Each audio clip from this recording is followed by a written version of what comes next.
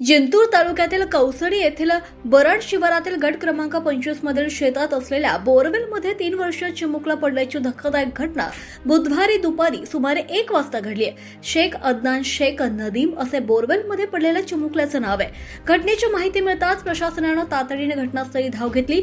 उपविभागीय अधिकारी शैलेश लाहोटी, जिल्हा परिषद सदस्य माणिकराव हरकळ तसंच नायब तहसीलदार प्रशांत राखे यांच्यासह प्रशासनातील अधिकारी कर्मचारी घटनास्थळी दाखल झाले। ग्रामस्थांनी देखील घटनास्थळी खोदकाम करून बचाव कार्यात प्रशासनाला सहकार्य केलं। बोरवेलमध्ये चिमुकला अडकल्यानं त्याला सुरक्षित बाहेर काढण्यासाठी युद्ध पातळीवर बचाव कार्य सुरू करण्यात आलं।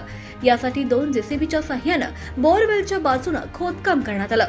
प्रशासन, ग्रामस्थ आणि बचाव पथकाच्या अथक प्रयत्नानंतर तब्बल 1.5 ते 2 तासांच्या प्रयत्नानंतर सुखरूप बाहेर काढण्यात यश आलंय। चिमुकल्याला बाहेर काढताच उपस्थित नागरिकांनी सुटकेचा निश्वास सोडला। त्यानंतर त्याची वैद्यकीय तपासणी आणि आवश्यक उपचारांसाठी रुग्णवाहिकेच्या मदतीनं जिल्हा सामान्य रुग्णालयात नेण्यात आलं।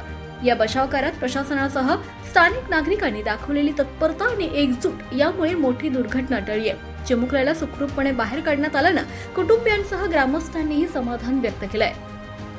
1 वाजता ही घटना घडली आणि 3 वर्षाचा मुलगा शेख अदनान असं ज्याचं नाव आहे तो बोरवेलमध्ये पडला आणि त्याच्यानंतर जशी माहिती तालुका प्रशासनाला कळाली, जिल्हा प्रशासनाला कळाली, पोलीस प्रशासन सर्वजणांनी समन्वय साधून आरोग्य पथक, महसूल पथक आणि पोलीस प्रशासन येथे पोहोचलं आणि ग्रामस्थांनी, इथले झेडपी मेंबर असतील, सर्व ग्रामस्थांनी देखील मदत करून आवश्यक ती मशिनरीज उपलब्ध करून दिली आणि नंतर बाजूला 2 खड्डे खोदून जवळपास तो मुलगा 10 फूटवर होता।